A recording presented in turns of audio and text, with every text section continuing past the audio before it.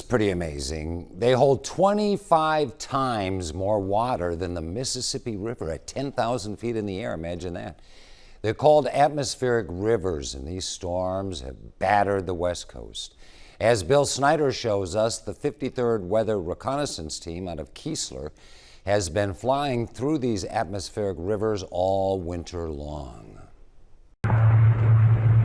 It's a weather reconnaissance mission. It's not just a hurricane-specific mission. Colonel Stuart Rubio was talking about the 53rd Weather Reconnaissance Team, known as the Hurricane Hunters. He says that's their job in the summer, but these days they've traded in punching eye walls for atmospheric river missions on the West Coast.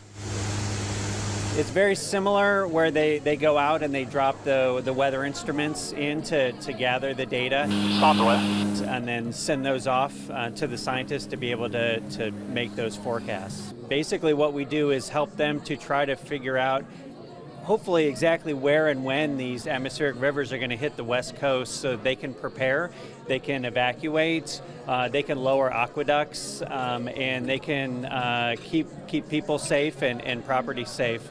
This winter, they've been extremely busy as wave after wave of storms batters California and the Pacific Northwest. We've been talking about it for a few years, but the public is starting to understand the effects, and the scientists are as well.